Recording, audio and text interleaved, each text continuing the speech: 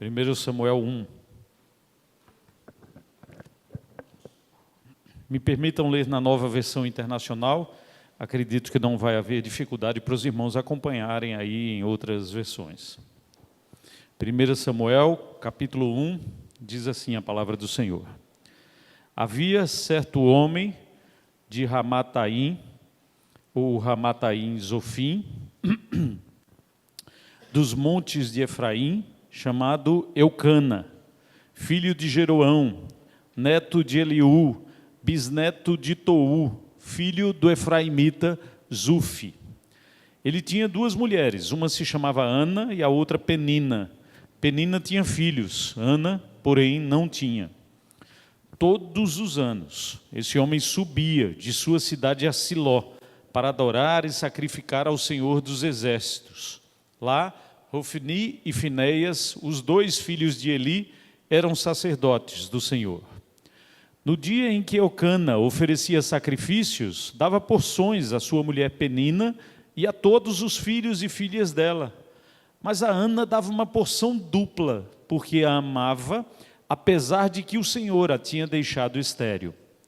E porque o Senhor a tinha deixado estéril, sua rival a provocava continuamente, a fim de irritá-la. Isso acontecia ano após ano. Sempre que Ana subia à casa do Senhor, sua rival a provocava e ela chorava e não comia. Eucana, seu marido, lhe perguntava: Ana, por que você está chorando? Por que não come? Por que está tão triste? Será que eu não sou melhor para você do que 10 filhos? Certa vez, quando terminou de comer e beber em Siló, estando o sacerdote Eli sentado numa cadeira junto à entrada do santuário do Senhor, Ana se levantou e com a alma amargurada chorou muito e orou ao Senhor e fez um voto dizendo: Ó Senhor dos Exércitos, se tu deres atenção à humilhação de tua serva, te lembrares de mim e não te esqueceres de tua serva, mas lhe deres um filho, então eu o dedicarei ao Senhor por todos os dias de sua vida, e o seu cabelo e a sua barba nunca serão cortados. Vamos orar mais uma vez? Senhor da glória, obrigado por essa história, acontecida milênios atrás, mas tão relevante para os dias da gente hoje. Obrigado pela nossa irmã Ana e pelo que a gente pode aprender com ela. Senhor Deus, faça de nossas famílias, famílias em que os homens tenham sua atitude bíblica exercida, em que os homens tenham o seu posicionamento masculino e, como Cristo amou a sua igreja, efetivamente aplicado. Essa é a tua orientação para nós. É assim que o Senhor quer que o mundo seja transformado a partir da família dentro do teu corpo.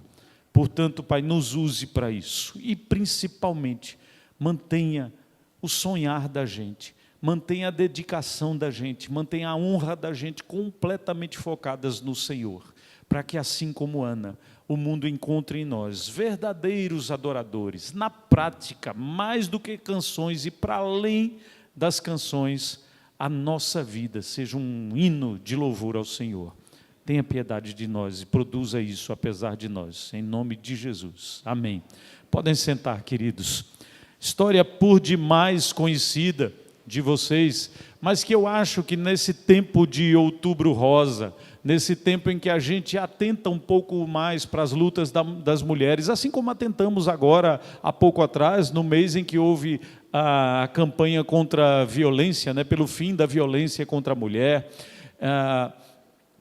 a gente tem muito que ouvir e que aprender da história de Ana. E, em primeiro lugar, deixando muito claro aqui, esse não é um sermão que quer que você olhe para Ana como se ela fosse uma santa, Santa Ana. Mas como santos somos nós, assim você olhe para Ana, que da mesma forma que você não olhe para ela, como se nela habitasse algum poder que não pode habitar em você, eu não quero que você olhe para a vida de Ana como alguém que alcançou coisas que você não pode alcançar pelo poder do Espírito Santo. Alguém de quem o mundo não espera um testemunho tão eficaz quanto as pessoas da sociedade da época de Ana esperavam dela. A gente tende a olhar para retratos e principalmente para textos históricos e narrativos como esse na Bíblia, como se a gente estivesse assistindo a um filme produzido por Hollywood e que não tivesse relação nenhuma com a nossa vida, mas que fosse aquela coisa em que a gente vai passar 2 horas na frente de uma tela e desligar da nossa realidade para depois encarar a realidade. Não é assim com as histórias e as verdades ensinadas por elas na palavra de Deus. Elas são plenamente aplicáveis à minha e à sua vida, apesar de mim e de você, porque quero dizer uma coisa a você, foram aplicadas a Ana, apesar de Ana. À exceção do nosso bendito Senhor e Salvador Jesus Cristo, nenhum dos outros nomes citados na Bíblia está acima do seu ou do meu, em termos daquilo que Deus pode e quer fazer nesse mundo, usando a mim e a sua vida. Então era nessa perspectiva que eu queria que você olhasse para tudo que vamos conversar aqui a respeito da vida de Ana. Esses livros, os 2 livros, foram escritos ali mais ou menos 1000 anos, 900 anos, dizem os estudiosos, antes de Cristo. Então, nós estamos distantes deles cerca de 3000 anos. Mas quanta cabeçada a gente continua dando como Ana deu, e quanto a gente precisa aplicar a nossa vida, quanta cabeçada como Elcana, Penina deram, e quanta coisa boa nesse contexto tão triste quanto a sua vida e a opressão que vivia, eu e você temos que aprender com nossa irmã Ana lá no passado. Da fé de Ana e da fé de Ana. Percebam, Ana era estéril, acabamos de ler aqui no versículo 6, o Senhor a tinha deixado estéril. Da fé de Ana, quanto a vencer o impossível, veio Samuel, primeiro profeta, último juiz, e que tem sua morte registrada lá no final lá no início do capítulo 25, pertinho do final desse primeiro livro, porque esse é um livro que vai contar muito intensamente alguns outros sonhos que o povo de Deus tinha. Sonhos, por exemplo, de reaver a arca.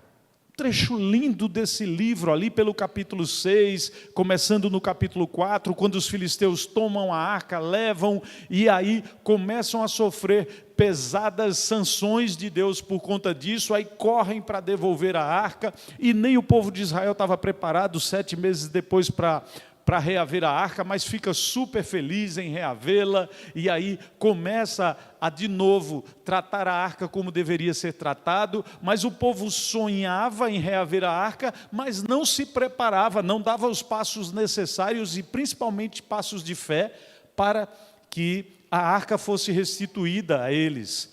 Sonhos do povo de ver uma mudança de juízes para um rei, mas que na teimosia daquele povo, insistia em um rei que Deus dizia: rapaz, não peçam isso, não vão por esse caminho, esse rei vai tomar propriedades de vocês, esse rei vai tomar seus filhos, esse rei não vai ser bom para vocês como vocês estão imaginando.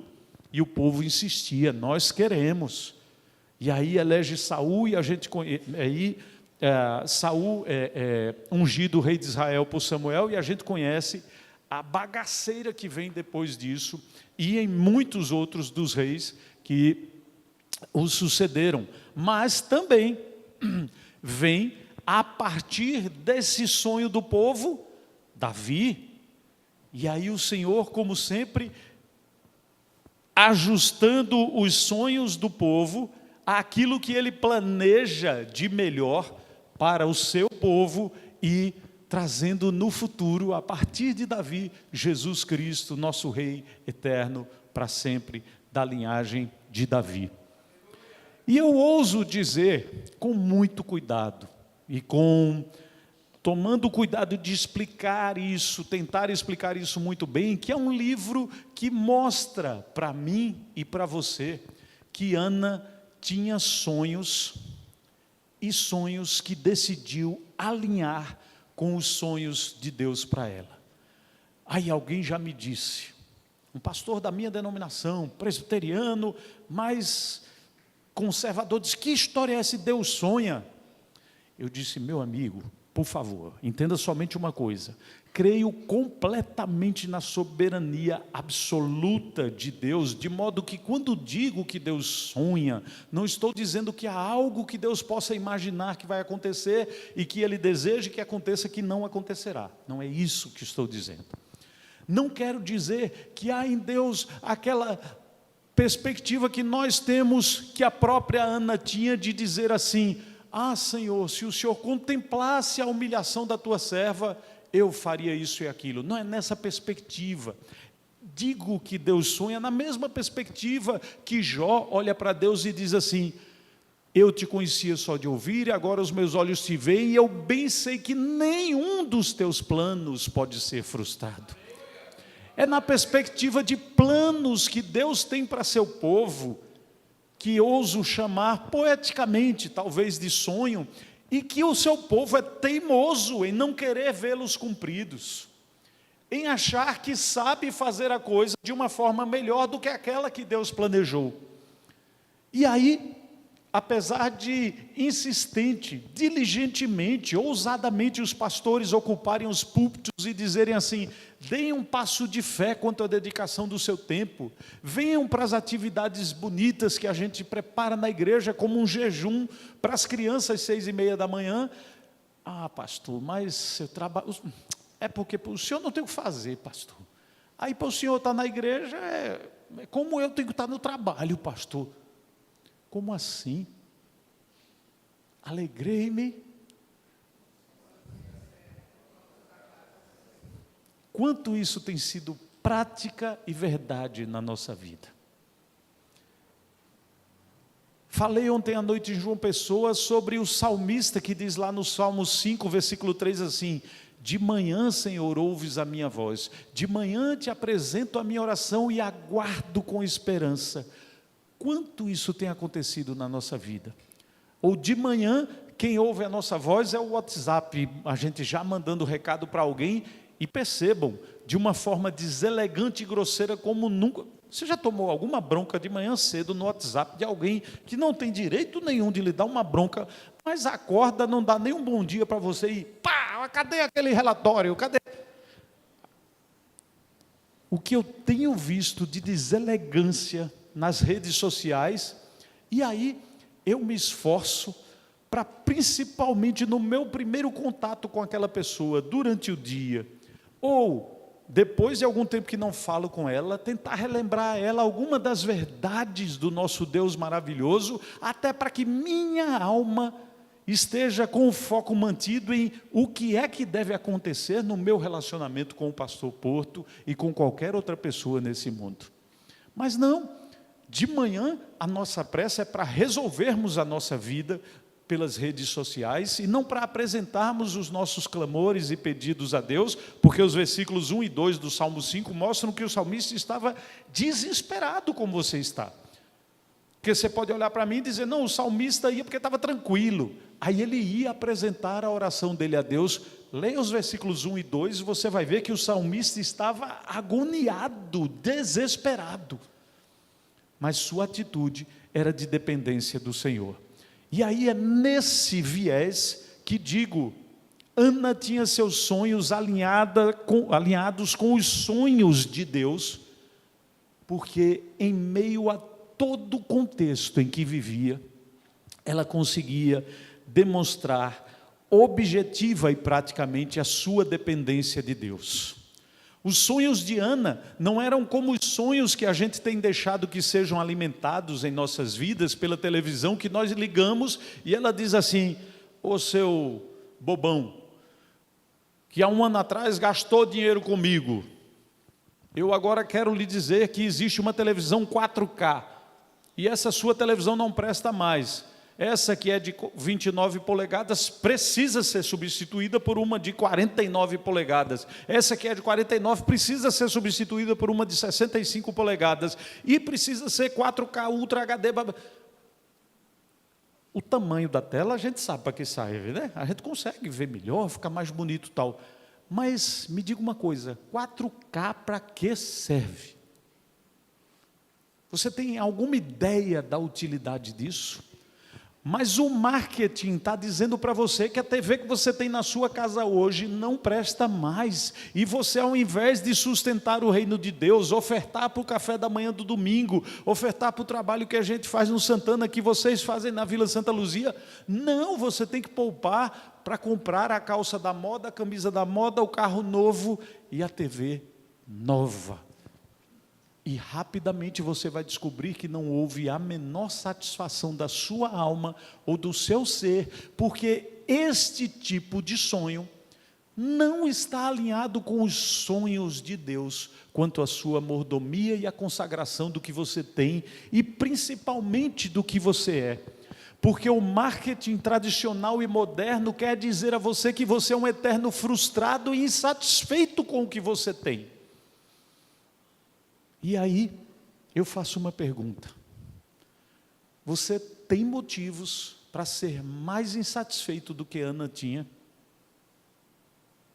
Alguns sim. Mas eu farei então uma segunda pergunta. O Deus que fez o impossível de transformar a estéril numa mulher mãe de filhos, está calado, mudo ou impedido de pegar a sua situação pior do que a de Ana e revertê-la? Não. Está vivo, ativo e continua reinando no seu trono soberano sobre todos e sobre tudo, e assim será eternamente. Então, ainda que a sua situação hoje seja pior do que a de Ana, ainda que os seus sonhos sejam mais difíceis de serem atingidos e realizados do que os dela, o Deus a quem você pode servir, se ainda não serve, é o mesmo e tem poder para fazer ontem o que você queria que ele tivesse já feito. Ana conseguia manter os seus sonhos completamente alinhados com os de Deus, através de uma dependência, uma segunda característica dela que queria que você atentasse muito, intensa. Ela vivia numa família de adoradores. Lemos aí no versículo 3 que todos os anos Eucana subia a Siló, que durante 400 anos foi o centro de adoração do povo de Deus, e depois foi usada como exemplo. Lá em Jeremias 7 você vai encontrar Deus dizendo: olha, vou fazer com vocês o que fiz com Siló, porque a adoração de vocês estava vazia, porque lá em Siló vocês estavam indo e se comportando, não está escrito lá em Jeremias assim, mas se comportando como Penina, espezinhando a vida dos outros. Lá em Siló vocês estavam mantendo somente a capa e a aparência, e aí eu precisei consertar isso e vou fazer de novo se for preciso.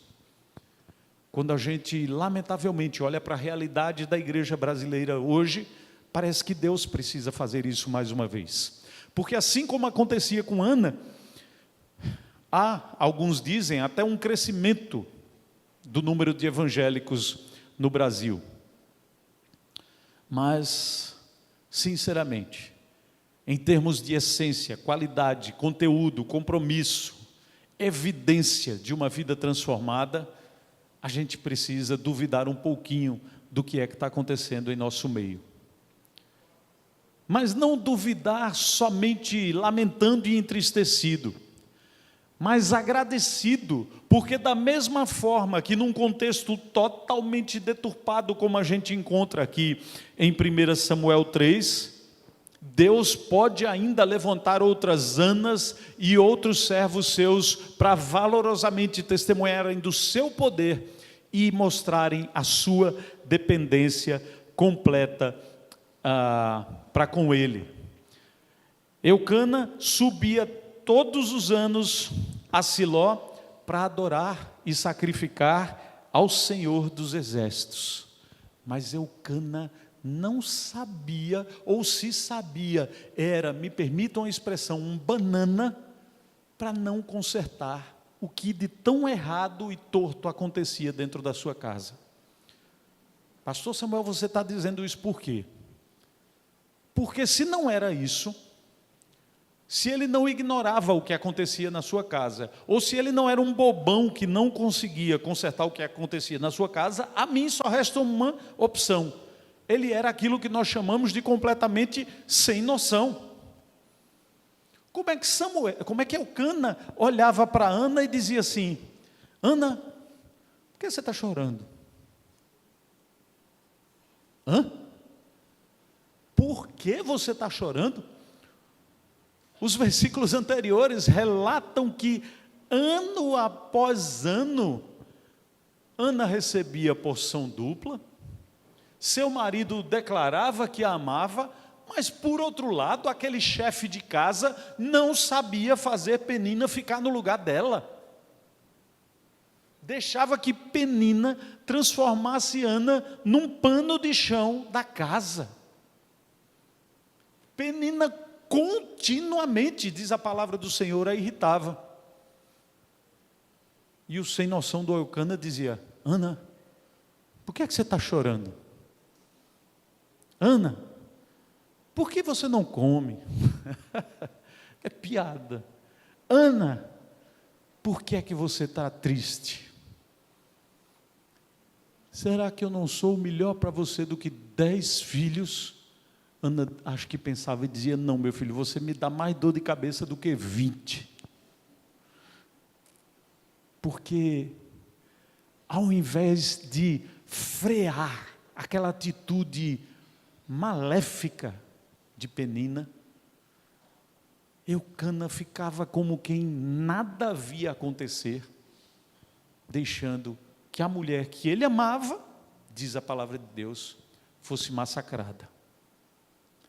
Entende o contexto doído, agoniante, massacrante, opressor que aquela mulher se encontrava? Mas está registrado aqui que Ana não conseguia comer, na maioria das vezes, de tanta dor que seu coração sentia. E você, se já teve essa experiência de não ter apetite, não por causa de uma dor física, não por causa de uma limitação do seu corpo, mas por causa de uma dor profunda na alma, você consegue se identificar um pouquinho com Ana.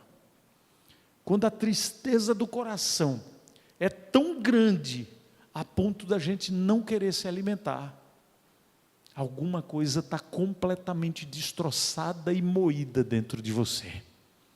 Era assim que Ana estava. Mas em nenhum momento desses primeiros versículos de Samuel, e nem depois, a palavra vai registrar que Ana entristeceu-se com o seu Deus. Pelo contrário, continuou mantendo os seus sonhos alinhados com os sonhos que ela sabia que podia sonhar ao lado de um Deus onipotente, que poderia fazer milagres. E para piorar a minha e a sua situação, porque a de Ana estava completamente resolvida diante do Senhor, e a gente vai ver isso. O contexto de liderança religiosa de Ana era completamente destroçado também. Na hora do ofertório, tive toda a liberdade em Cristo de dizer aos irmãos: sei da seriedade do compromisso dessa igreja, sei do envolvimento da igreja metodista brasileira com as causas sociais. Então, meu irmão, contribua. Você sabe quem eram Hofni e Finéias? Dê uma olhadinha comigo em mais alguns trechos aqui da palavra do Senhor. Vá para o capítulo 2 de Samuel. 1 Samuel. Lá no versículo 3 do capítulo 1, está escrito que Hofni e Finéias, os dois filhos de Eli, e Eli, você sabe, pelo restante que você já conhece da história de Samuel, eram sacerdotes do Senhor. O título estava ali, a plaquinha estava na porta do escritório deles. Hofni e Finéias, sacerdotes do Senhor. No coração do Senhor, que é o que realmente importa. Sabe o que é que estava escrito? Versículo 12 do capítulo 2. Os filhos de Eli eram ímpios não se importavam com o Senhor.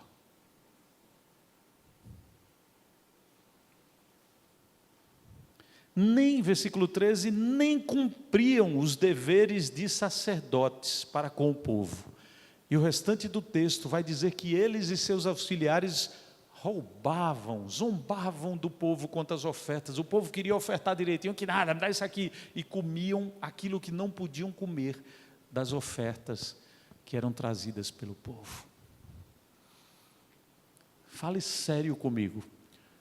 Você manteria sua dependência do Senhor, sua frequência anual, como Eucana fazia, nos cultos e nas suas obrigações para com a igreja, se você soubesse, porque eles não faziam questão de esconder de ninguém, mas à frente está descrito que eles roubavam na frente do povo, me dê aqui. E está escrito coisa mais séria, eles não escondiam de ninguém o quanto eram ímpios e iníquos. Veja comigo o versículo 17.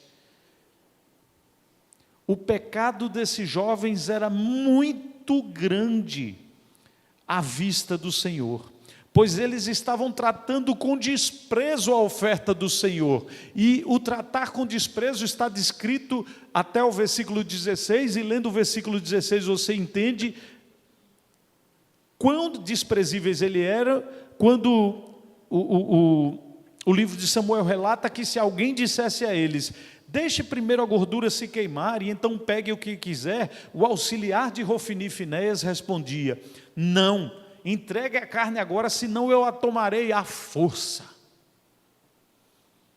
Liderança religiosa e os assessores dos líderes religiosos que Ana encontrava ano após ano ao subir a Siló. Mas não parava por aí não. Veja lá no versículo 22, que além de um Eucana bobão dentro de casa, Ana tinha um Eli, sacerdote, pai e chefe de Hofni e Finéias, tão bobão e sem noção quanto seu marido. Versículo 22 do capítulo 2 diz que Eli, já bem idoso, ficou sabendo de tudo que seus filhos faziam a todo Israel, e que eles se deitavam com as mulheres que serviam junto à entrada da tenda do encontro. A gente acha que nossos dias são dias de masculinidade destroçada, não é? E são. Impressionante como estão desconstruindo o papel do homem na sociedade. E impressionante como antes desses tempos, durante muito tempo se entendeu o papel do homem na sociedade, não como aquele que precisa amar a sua esposa como Cristo amou a igreja. Fala-se muito, né? Da submissão da mulher ao homem, e não se olha para que versículos em seguida, pouquinho à frente, o desafio para os homens é muito maior e superior, e o paradigma que tem os homens, que é o nosso Senhor Jesus Cristo e seu relacionamento com a sua noiva, é dificílimo para nós. Já no tempo de Ana,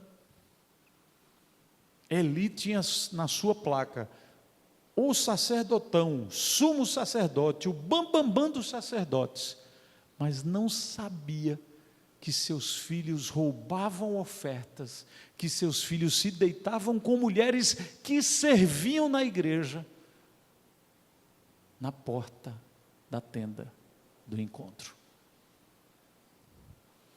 Está difícil para você manter a fidelidade e o compromisso com a obra e com a casa do Senhor?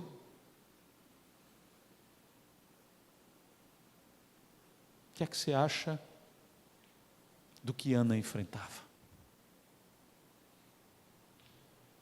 Por isso fiz questão de dizer logo no princípio, não olhe para Ana como uma heroína, senão você vai dizer, legal, pastor Samuel, isso aí não é para mim não. Ana Aliás,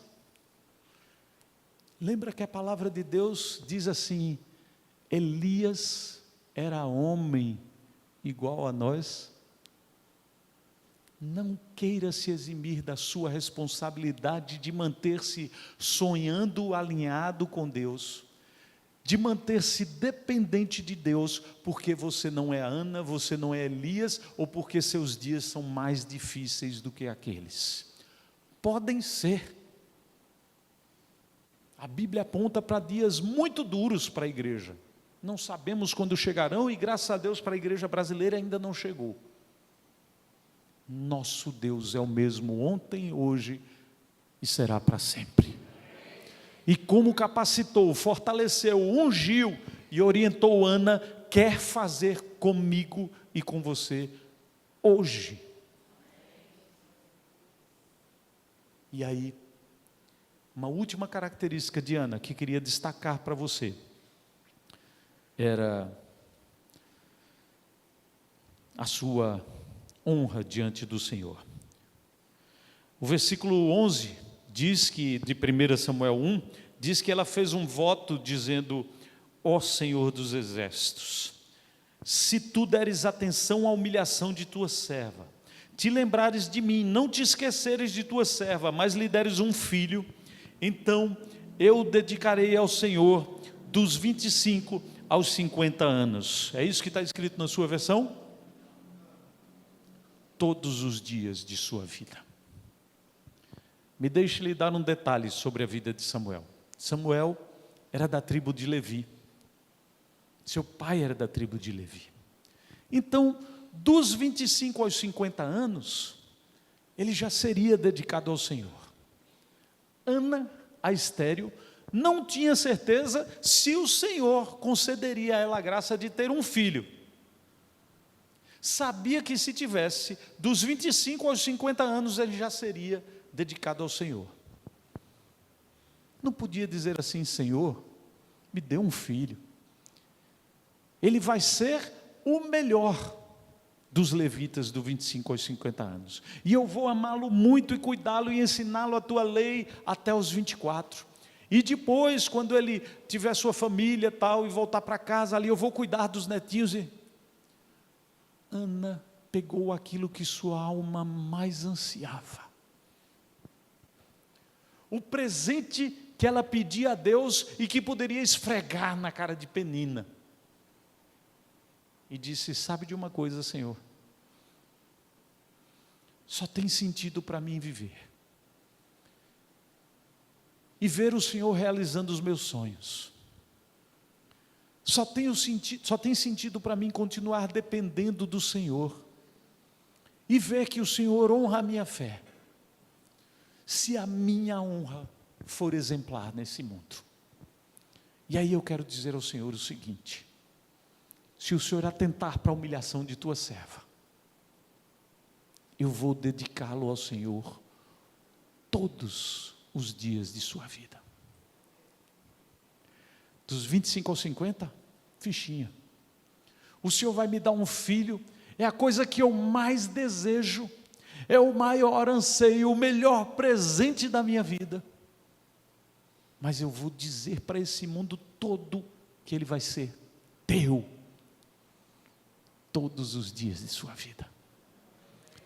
E sabe como ela disse isso, além de dizer que o dedicaria não só dos 25 aos 50 anos, quando ela disse assim: seu cabelo e sua barba nunca serão cortados. Ana parecia incansável em ir mais além na sua honra ao Deus que sabia que podia ir mais além na vida dela. O voto de Nazireu, esse voto que está descrito aí, o voto cuja evidência era através de cabelo e barba nunca serem cortados. O voto de Nazireu, o voto que fazia com que os homens se afastassem dos mortos, do vinho,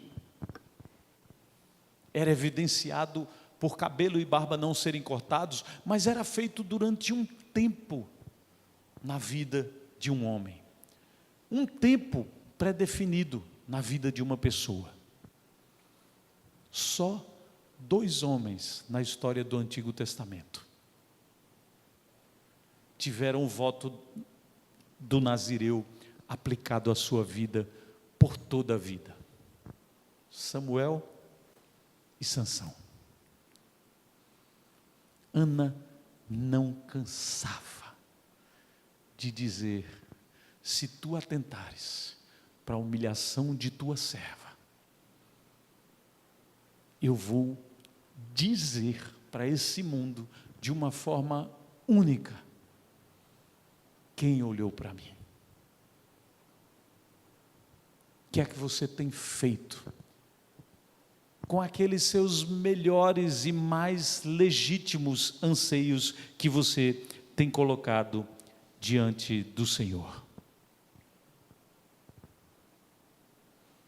Eu já estou fazendo uma pergunta, imaginando que você assimilou bem que é fundamental, inegociável, que você alinhe os seus sonhos com os sonhos ou planos de Deus para a sua vida, e eles estão prescritos na sua palavra, e são explicados aqui desse palco, desse púlpito, rotineiramente para você.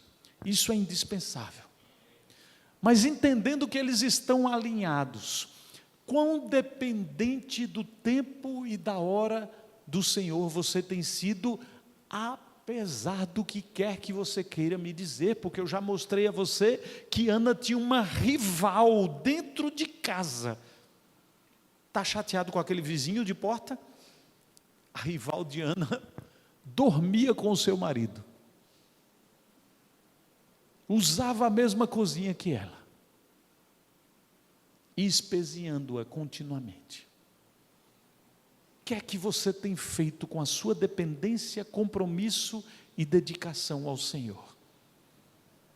Qualquer desculpinha tem servido para você.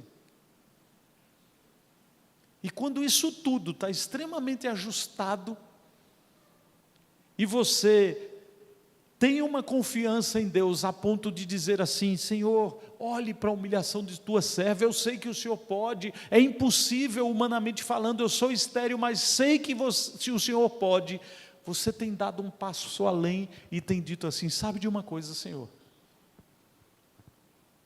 se o Senhor realizar aquele sonho meu, ele está inteiramente consagrado ao Senhor, para que o mundo todo veja isso.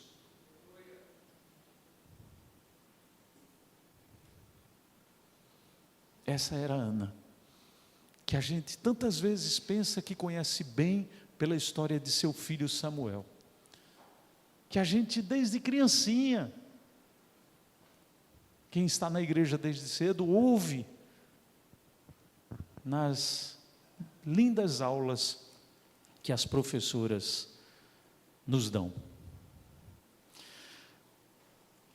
Se você me perguntasse se há algo mais, ou há uma fórmula, ou há algo essencial que a gente deveria aprender com Ana, e que talvez tenha sido o segredo delas conseguir essa caminhada tão linda e tão exemplar na vida da gente, eu diria que talvez esse segredo esteja registrado nos próximos versículos aí de 1 Samuel 1.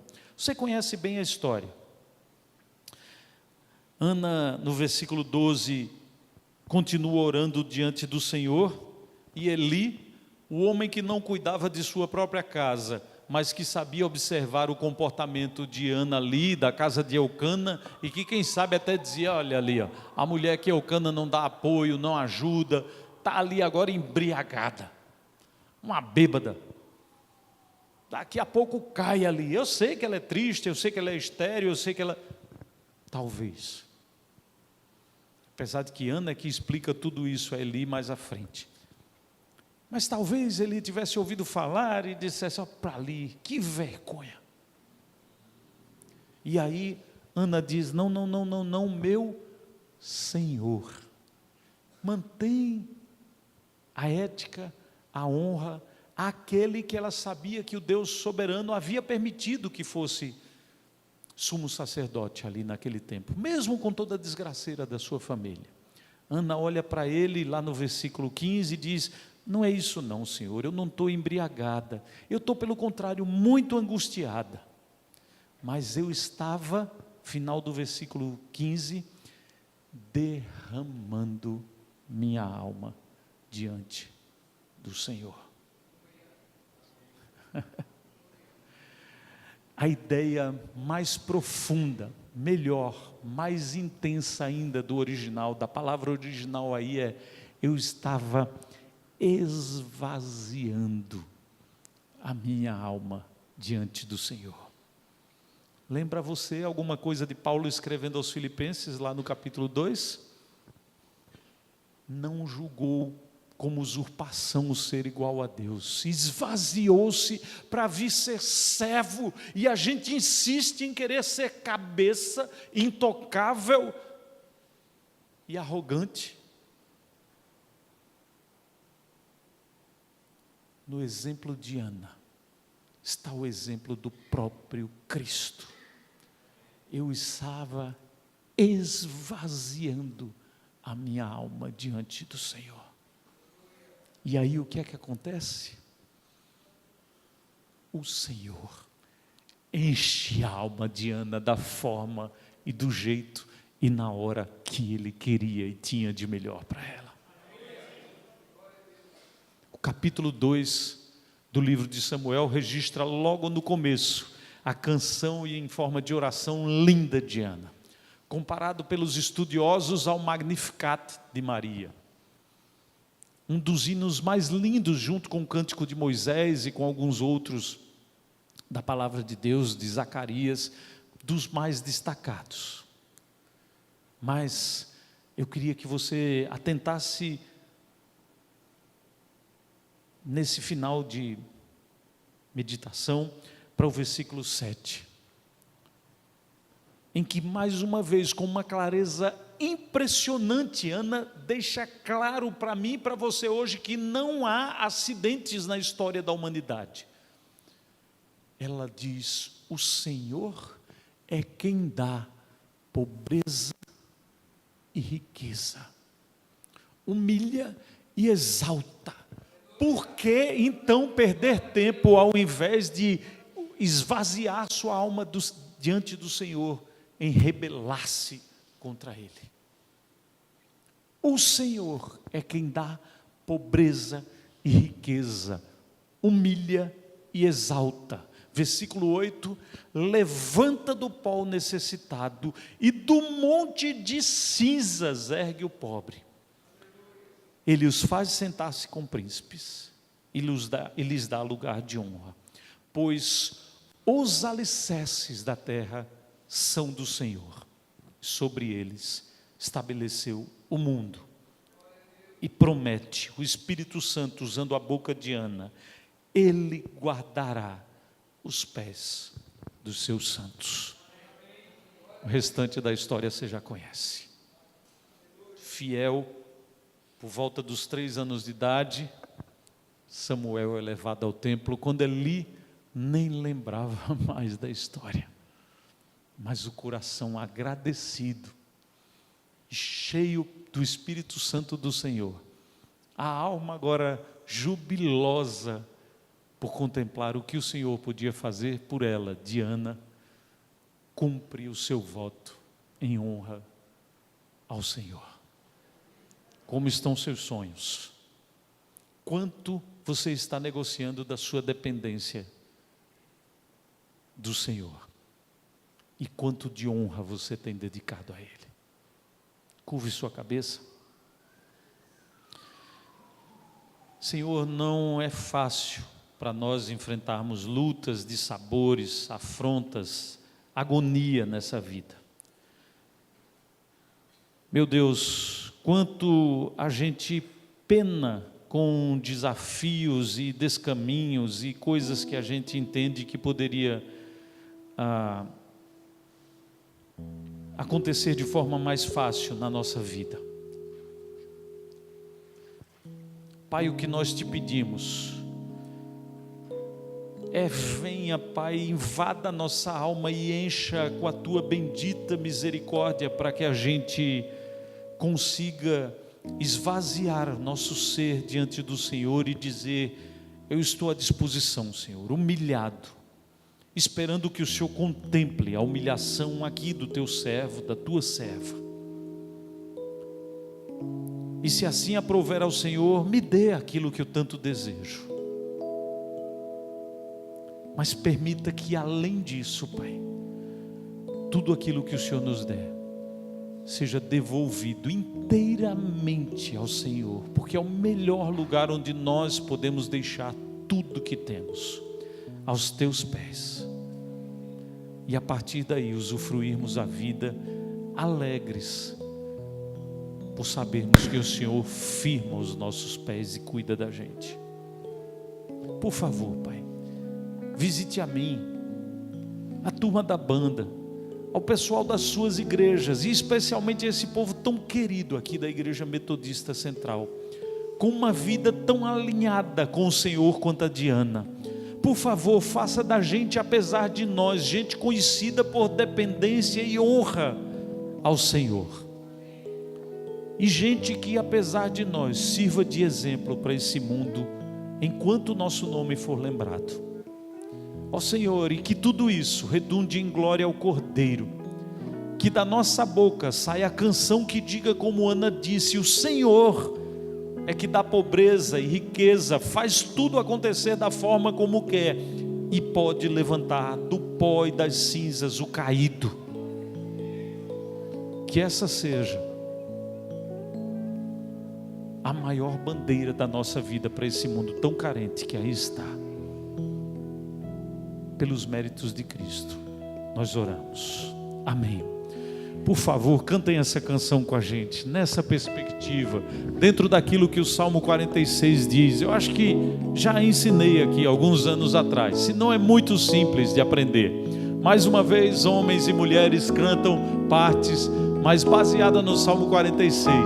Ela diz quem é o nosso refúgio, diante de quem a gente pode descansar.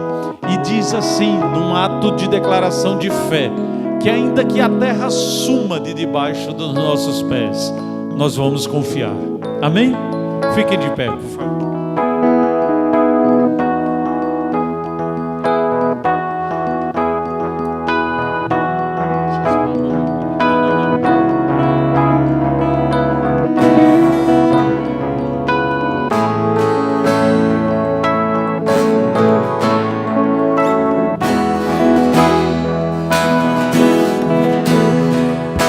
És o meu refúgio, és o meu refúgio, minha fortaleza, meu socorro eterno, és o meu abrigo. Fácil, né? Vamos cantar? És o meu refúgio, minha fortaleza, meu socorro eterno, és o meu abrigo. Quando o mar se agitar, confiarei em ti, Senhor. E se a terra se abrir, confiarei em ti, meu Deus. Vamos mais uma vez? És o meu refúgio, és o meu refúgio, minha fortaleza, meu socorro eterno, és o meu abrigo, és o meu amigo, és o meu refúgio, és o meu refúgio, minha fortaleza, meu socorro eterno, és o meu abrigo. Quando o mar agitar, confiarei em ti, Senhor. E se a terra se abrir,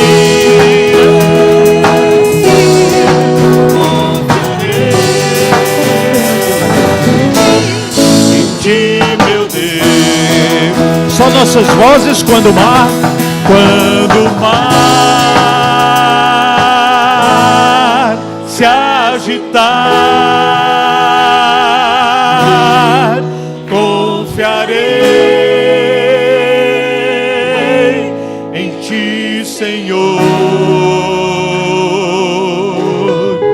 E se a terra se abrir, confiarei em ti, meu Deus. Quando o mar se agitar, confiarei em ti, Senhor. E se a terra se abrir, confiarei em ti, meu Deus.